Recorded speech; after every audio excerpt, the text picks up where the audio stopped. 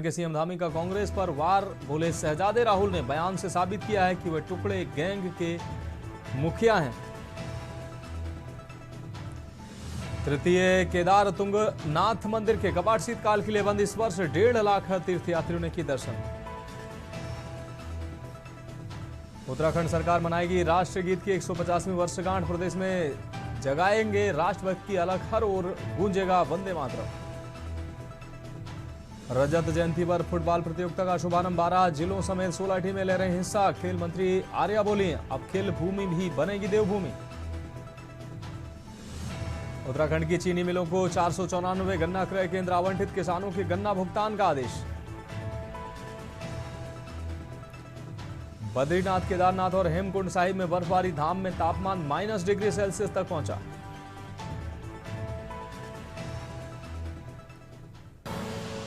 आप देख रहे हैं के न्यूज, खबरों का सारथी।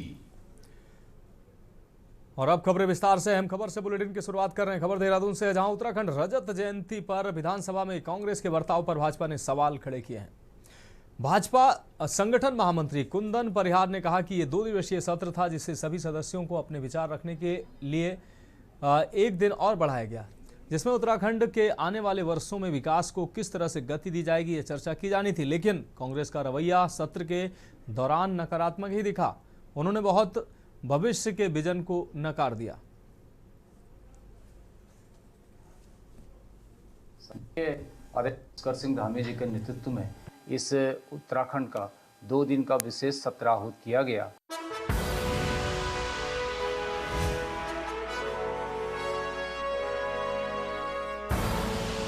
आप देख रहे हैं के न्यूज, खबरों का सारथी। नमस्कार, आप देख रहे हैं खबर उत्तराखंड। मैं हूं आपके साथ तन्वी। रुक करते हैं खबरों का, लेकिन उससे पहले एक नजर डालते हैं इस वक्त की हेडलाइंस पर। 9 नवंबर को उत्तराखंड रजत जयंती वर्ष का डाक टिकट जारी करेंगे पीएम मोदी, विकास योजनाओं का करेंगे शिलान्यास। उत्तराखंड रजत जयंती उत्सव पर कर्नल सोफिया कुरैशी आएंगी दून, यूपी की राज्यपाल आनंदीबेन पटेल भी पहुंचेंगी। देहरादून में उत्तराखंड रजत जयंती उत्सव पर सीएम धामी ने किया 3 दिवसीय युवा महोत्सव का शुभारंभ। उत्तराखंड विद्युत नियामक आयोग ने सोलर पावर परियोजनाओं के विस्तार को अतिरिक्त समय देने से किया इनकार। उत्तराखंड शासन ने आयुर्वेद विश्वविद्यालय की कुलपति, कुल सचिव व विवादित कार्मिकों का रोका वेतन। उत्तराखंड में ठंड की दस्तक, देहरादून से पिथौरागढ़ तक बारिश, बर्फबारी का अलर्ट जारी। आप देख रहे हैं के न्यूज, खबरों का सारथी। और चलिए अब रुक करते हैं खबरों का। श्रीनगर गढ़वाल में स्थानीय संस्कृति, परंपरा और अपनी मिट्टी की महक को प्रोत्साहन देने के उद्देश्य से आयोजित उत्तराखंडी छौ कार्यक्रम में जिलाधिकारी स्वाति एस भदौरिया ने प्रतिभाग कर अपनी संस्कृति के प्रति सम्मान का उदाहरण प्रस्तुत किया। गोला बाजार में आयोजित कार्यक्रम में जिलाधिकारी के साथ ही मेयर, उप जिलाधिकारी, तहसीलदार सहित सभी पार्षदों, स्थानीय महिलाओं, युवाओं और विद्यार्थियों ने भी पारंपरिक वेशभूषा में उत्साहपूर्ण भाग लेकर अपनी संस्कृति की अनोखी छटा बिखेरी। कार्यक्रम के तहत स्वाणी नौनी सुवानु नौनी प्रतियोगिता का आयोजन किया गया, जिसमें प्रतिभागियों ने पारंपरिक परिधान और लोक संस्कृति की सुंदर झलक प्रस्तुत की है।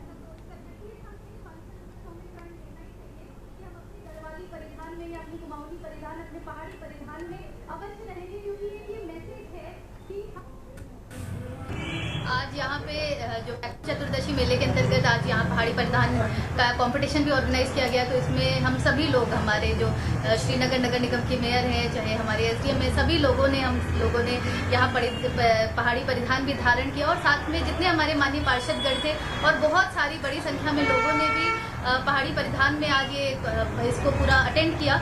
और जो हमारा सुन दीदी सुन भूली मैं तो अपन संस्कृति बचौन चली, इसका जो थीम है उस पर आज ये आयोजन किया गया और मुझे लगता है बहुत ही सफल आयोजन था। और अब खबर उत्तरकाशी से है, जहां मेडिकल स्टोर में गुलदार घुसा है।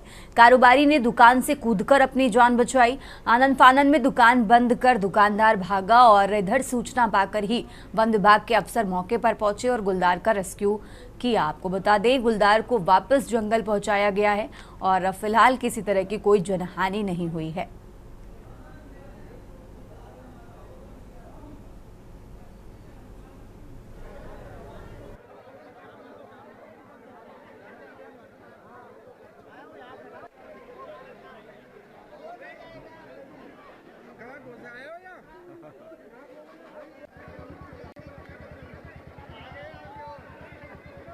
निकाल दो भैया आगे।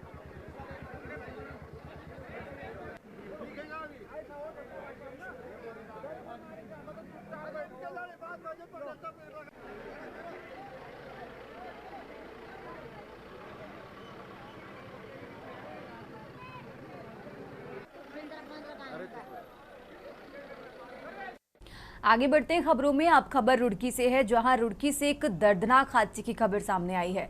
देर रात तंबाकू, बीड़ी और सिगरेट के गोदाम में भीषण आग लग गई है। आग की लपटों में फंसकर गोदाम मालिक, जिसकी उम्र करीब 24 साल बताई जा रही है, उसके बेटे की मौत हो गई है, जबकि लाखों का सामान जलकर राख हो गया है। आग लगने के कारणों का फिलहाल अभी पता नहीं चल पाया है। ये घटना देर रात की बताई जा रही है। पश्चिमी अंबर तालाब क्षेत्र में स्थित तंबाकू और सिगरेट का एक बड़ा गोदाम अचानक आग की लपटों में घिर गया। बताया जा रहा है कि गोदाम मालिक रजनीश कुमार और उनका 24 साल का बेटा कुणाल पुंडीर वहीं पर रहते थे। आग इतनी तेज थी कि दोनों पिता पुत्र अंदर ही फंस गए। स्थानीय लोगों की सूचना पर पुलिस और फायर ब्रिगेड की टीम मौके पर पहुंची और कुणाल को गंभीर हालत में सिविल अस्पताल ले जाया गया, जहां डॉक्टरों ने उसे मृत घोषित कर दिया।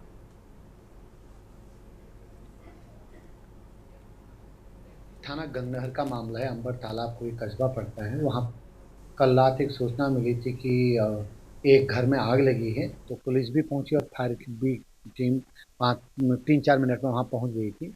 तो घटनाक्रम के हिसाब से आग वो जो घर का बाहरी हिस्सा दुकान है उसमें लगी थी, जिसमें शायद कोई 24 वर्षीय युवक जिसका नाम कुणाल है वो सोया हुआ था या जो भी कुछ कर रहा होगा, तो वो काफ़ी हद तक झुलस गया था। तो पुलिस ने उसको हॉस्पिटल पहुंचाया। तो दुखद था कि उसमें ये सूचना मिली सुबह की डॉक्टर्स ने बताया कि ड्यूरिंग ट्रीटमेंट उसकी डेथ हो गई। रुक करते हैं अगली खबर का। सितारगंज में सिखों के प्रथम गुरु गुरु नानक देव जी के 556वें प्रकाश पर्व के अवसर पर पूरा शहर आस्था और भक्ति के रंग में रंग गया। जब गुरुद्वारा सिंह सभा से भव्य नगर कीर्तन की शुरुआत हुई, हजारों की संख्या में श्रद्धालु संगत जो बोलो सो निहाल के जयकारों के साथ शामिल हुए।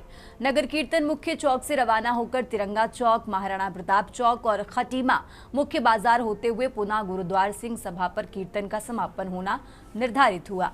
रास्ते भर गुरु महाराज का कीर्तन, झांकी, पंच प्यारों की अगुवाई और बच्चों की संगत ने श्रद्धा का अनुपम दृश्य प्रस्तुत किया। इस दौरान सुरक्षा व्यवस्था को मजबूत रखने के लिए पुलिस प्रशासन पूरी तरह से चौकन्ना रहा।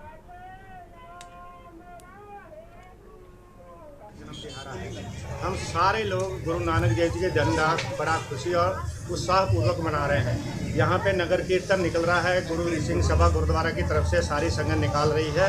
हम सब लोग जो है यहाँ सेवा के लिए उपस्थित हैं।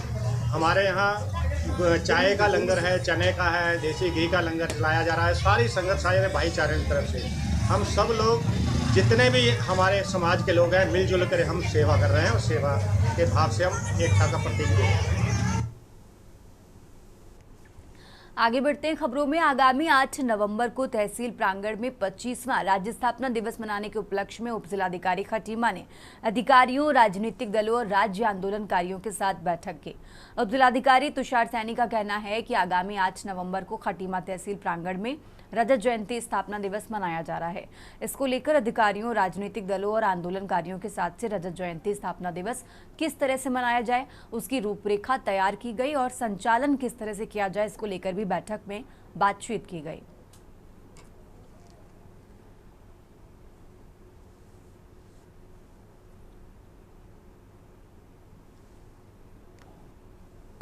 सबसे पहले तो उत्तराखंड को जो 25 साल पूरे हो गए, रजत जयंती वर्ष हम सब लोग बना रहे हैं। इस रजत जयंती वर्ष में 8 तारीख को उत्तराखंड के सम्मानित राज्य आंदोलन का सम्मान समारोह पूरे तहसील और जिले स्तर पर किया, जिसके लिए प्रशासन ने अपनी सारी व्यवस्थाएं कर ली है।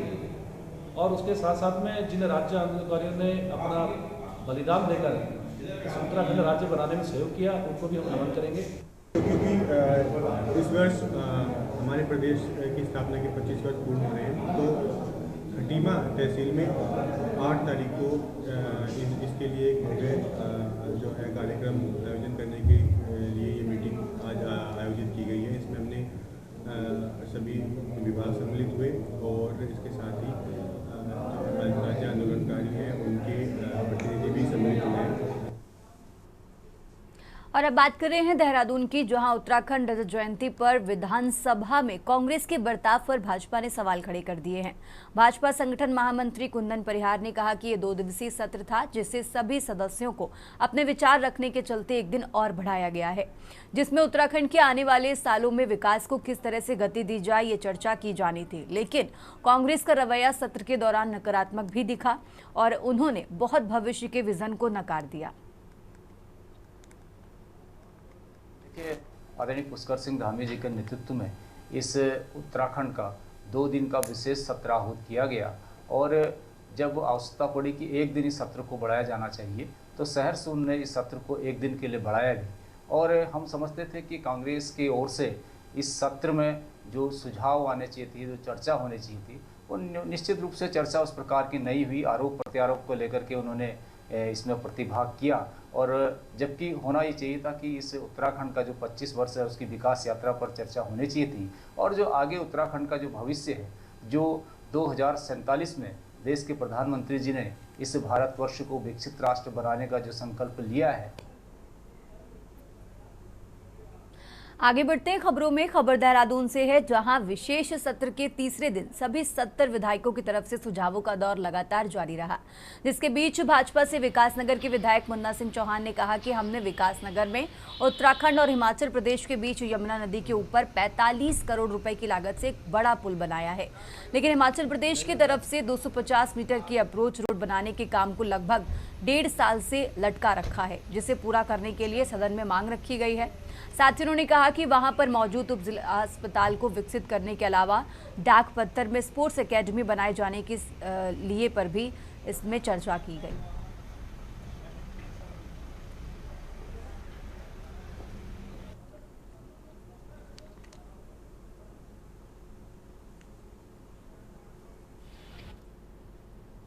और अब खबर देहरादून से है, जहां आगामी 9 नवंबर को प्रदेश के 25 साल पूरे होने पर आयोजित रजत जयंती के अवसर पर पीएम मोदी का भी आगमन देवभूमि में होने वाला है। वहीं राष्ट्रीय किसान मजदूर संगठन भी मोदी के आगमन को लेकर उत्सुक है। किसान नेता अरुण शर्मा ने बताया कि राज्य स्थापना दिवस के अवसर पर उत्तराखंड व जहां जहां भी उनका संगठन काम कर रहा है, उन सभी जगह के किसान भी पीएम मोदी के स्वागत के लिए कार्यक्रम में शामिल होंगे। साथ ही उनके संगठन द्वारा प्रधानमंत्री को पगड़ी व एक गदा भी भेंट की जाएगी। साथ ही स्थापना दिवस के अवसर पर पीएम मोदी प्रदेश को एक अच्छा संदेश देकर जाएं, ऐसी आशा भी जताई जा रही है।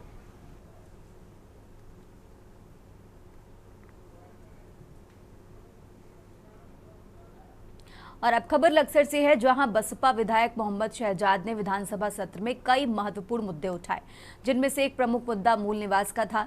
विधायक मोहम्मद शहजाद के लक्सर पहुंचने पर बसपा कार्यकर्ताओं ने ढोल नगाड़े से स्वागत किया।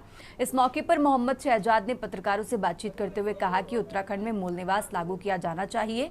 राज्य बनने तक जो लोग प्रदेश में रह रहे हैं उन सभी को मूल निवासी माना जाए। बसपा विधायक मोहम्मद शहजाद ने पहाड़वाद और प्लेनवाद के मसले पर भी जमकर हमला किया। उन्होंने कहा कि पहाड़ और मैदानी क्षेत्रों के बीच भेदभाव नहीं होना चाहिए। साथ ही उन्होंने ये भी कहा कि प्रदेश में कई विधायक अपनी जुबान से जहर उगलने का काम कर रहे हैं। हरिद्वार के साथ हर स्तर पर भेदभाव, सौतेली जैसा व्यवहार किया जा रहा है।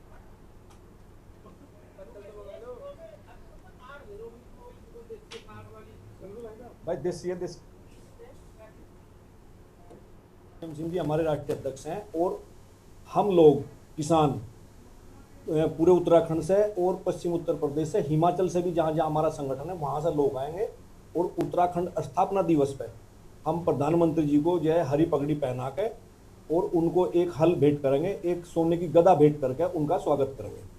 के लिए कुछ अच्छा भाई स्थापना दिवस पर अच्छा संदेश दे के जाएँ, ये उनसे जो है उम्मीद रखेंगे। और अब खबर विकासनगर से है, जहां पासपोर्ट के लिए अब जनता को कई किलोमीटर का सफर तय नहीं करना पड़ेगा। जनता की सहूलियत के लिए अब मोबाइल वैन के जरिए पासपोर्ट बनाने की सेवा शुरू कर दी गई है। इसी क्रम में देहरादून स्थित क्षेत्रीय पासपोर्ट अधिकारी की अगुवाई में वैन चक्राता कैंट क्षेत्र पहुंची, जहां पासपोर्ट के लिए आवेदन करने वालों के मूल दस्तावेजों की पुष्टिकरण कर आगे के काम जारी कर दिया गया है। साथ ही नए आवेदकों के मौके पर भी फॉर्म भरकर उनके भी दस्तावेजों की पुष्टिकरण किया गया। विजय शंकर पांडे ने बताया कि कार्यालय की दूरी ज्यादा होने के चलते अन्य क्षेत्रों के साथ ही खासकर पहाड़ी क्षेत्रों के आवेदकों को परेशानियों का सामना करना पड़ रहा था। साथ ही उन्हें समय भी ज्यादा लग रहा था, जिसको देखते हुए मोबाइल वैन के जरिए पासपोर्ट सेवा की शुरुआत की गई है।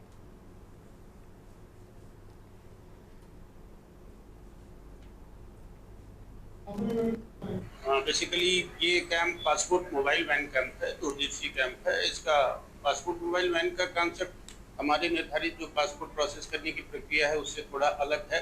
इसमें हम वैन को आवेदक के द्वार पर ले जाकर उसकी बायोमेट्रिक्स कैप्चर करते हैं, डॉक्यूमेंट वेरीफाई करते हैं और पुलिस जांच भेज दी जाती है और पासपोर्ट जांच के उपरांत घर पर आ जाता है। चक्राता में ये 2 दिवसीय कैंप है। ये हमारा 14वां प्रयास है। इस तरीके का 14वां कैंप है। इससे पहले भी हमने 13 कैंप किए थे। पिछला कैंप हमने भुवनेश्वर में किया था और अगला कैंप हम चंबा में करने जा रहे हैं। और अब खबर हल्द्वानी से है, जहां राज्य स्थापना की 25वीं वर्षगांठ पर सैनिक कल्याण विभाग ने पूर्व सैनिक सम्मेलन आयोजित किया। कार्यक्रम में करीब 3000 पूर्व सैनिकों सहित उनके परिजन शामिल होने पहुंचे। कार्यक्रम में शामिल होने पहुंचे मुख्यमंत्री पुष्कर सिंह धामी ने पूर्व सैनिकों पर पुष्प वर्षा की। उन्होंने सैनिक कल्याण मंत्री गणेश जोशी के साथ मिलकर शहीदों की वीरांगनाओं को भी सम्मानित किया। मुख्यमंत्री ने कहा कि उत्तराखंड राज्य स्थापना के अवसर पर सैनिक कल्याण विभाग द्वारा पूर्व सैनिकों का सम्मेलन आयोजित किया जाना सौभाग्य की बात है। साथ ही उन्होंने ये भी कहा कि उनके पिता स्वयं एक सैनिक थे, इसलिए वो सैनिकों को करीब से देखते हुए बड़े हुए हैं। बर्फीली पहाड़ी चोटियों पर देश के सैनिक अपना लहू बहाकर तिरंगे की शान कायम रखते हैं।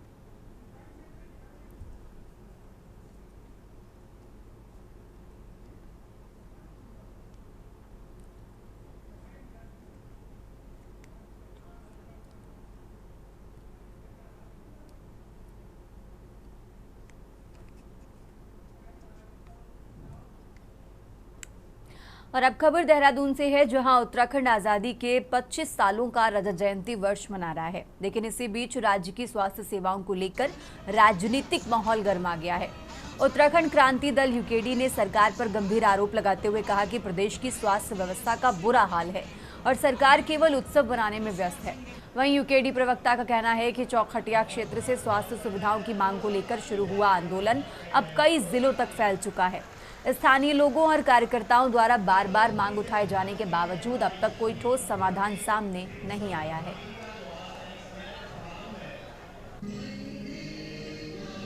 राज्य का रजतोत्सव है और इस रजतोत्सव पर हम सभी जो हमारे समाज के अनेक आयाम हैं, अनेक हमारे संगठन हैं, अनेक गतिविधियां चलती हैं, उन सभी के बीच में जा रहे हैं, क्योंकि सभी का योगदान अपने अपने स्थानों पर अभूतपूर्व रूप से रहा है। उसमें हमारे सैनिकों का, पूर्व सैनिकों का, वीर नारियों का, माताओं का, सैनिक परिवारों का राज्य के निर्माण में बहुत बड़ा योगदान रहा है। हमारा राज्य देवभूमि के साथ साथ वीर भूमि भी है, जहाँ हर परिवार से एक बेटा देश की सीमाओं के लिए समर्पित होता है। तो ऐसे समय में हम सैनिकों के बीच में भी आए हैं, सैनिकों के परिजनों के लिए, सैनिक परिवारों के लिए, या जो बलिदानी हमारे सैनिकों के परिजन हैं, उनके आश्रित हैं, उनको दी जाने वाली एक मुश्त धनराशि में भी हमने बढ़ोतरी की है। और अब बात कर रहे हैं नैनीताल की, जहां उत्तराखंड राज्य स्थापना की रजत जयंती के अवसर पर नैनीताल दुग्ध उत्पादक सहकारी संघ लिमिटेड आंचल दूध द्वारा सरोवर नगरी नैनीताल में साइकिलिंग रेस का आयोजन किया गया। आंचल डेयरी की तरफ से राज्य की रजत जयंती के मौके पर आयोजित महिला और पुरुष साइकिल रेस में ईशांत अधिकारी ने प्रथम, राज्य आर्या ने द्वितीय और मयंक ने तृतीय, जबकि महिला वर्ग में अवनीत दरियाल ने प्रथम, और इसी के साथ प्रथम पुरस्कार करीब 10,000 रुपये और 3,000 द्वितीय नंबर पर, और इसी के साथ अलग अलग राशियों में श्रेणियों के जो विजेता हैं उनको बांटा गया।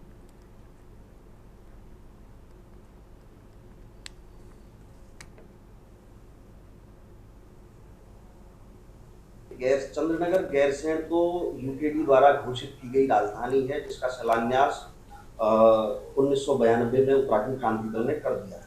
लेकिन ये हमारा दुर्भाग्य है कि हमारी सरकारें आज भी इस उत्तराखंड की मूल अवधारणा से नहीं जुड़ पाई हैं। यही सबसे बड़ा कारण है कि आज राज्य की स्थिति प्रतिदिन खराब होती जा रही है, पहाड़ खाली होते चले जा रहे हैं। अभी जो कल के विधानसभा सत्र में हमने सुना कि कुछ लोगों ने, खासतौर पर माननीय विधायक तिलकराज बेहड़ जी ने देहरादून को ही राजधानी घोषित किए जाने की बात रखी है। और अब खबर रुड़की से है, जहां देवभूमि उत्तराखंड की स्थापना के 25 साल पूरे होने पर पूरे प्रदेश में रजत उत्सव बड़े धूमधाम से मनाया जा रहा है। इसी क्रम में जिला प्रशासन हरिद्वार की ओर से रुड़की के सोनाली पार्क स्थित पुरानी नहर में कायाकिंग और कैनोइंग प्रतियोगिता का आयोजन किया गया। कार्यक्रम में जहां एक ओर प्रशासनिक अधिकारी शामिल हुए, वहीं दूसरी ओर जनप्रतिनिधियों ने भी भाग लेकर खेल के प्रति उत्साह बढ़ाया। प्रतियोगिता में विजयी खिलाड़ियों को अधिकारियों की ओर से सम्मानित किया गया। और इसी के साथ आपको बता दें, इस अवसर पर ज्वाइंट मजिस्ट्रेट रुड़की दीपक रामचंद्र सेठ ने कहा कि हमारा उद्देश्य युवाओं में खेल के प्रति रुचि को बढ़ाना है।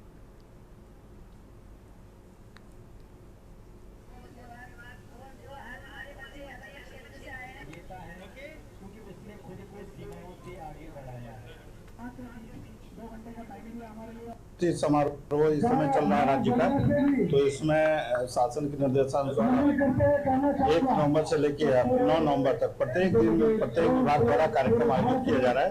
आज जिला प्रशासन के माध्यम से यहाँ कायाकिंग कैनोइंग प्रतियोगिता हमारे जो गंगा नहर है रुड़की में वहाँ आयोजित की गई है।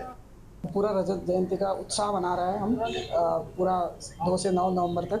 उसी के बीच में हमने एक कायाकिंग का भी इवेंट रखाया गया आज, ताकि हमारा ये ऐसा एक स्पोर्ट्स है, उसको इधर से ही निकले हुए कई लोग ओलंपियन बने हैं, नेशनल गेम्स जीते, एशियन गेम्स तक भी पहुंचे हैं, उसको और बढ़ावा देने के लिए और ऐसे एडवेंचर स्पोर्ट्स के नाते रुड़की के लिए एक और अपना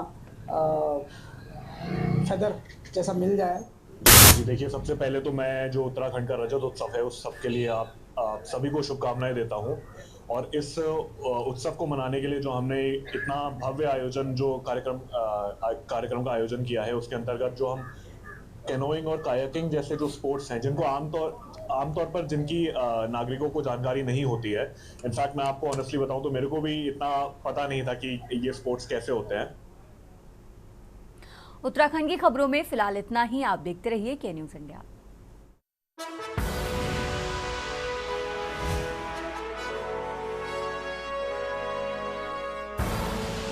आप देख रहे हैं के न्यूज़, खबरों का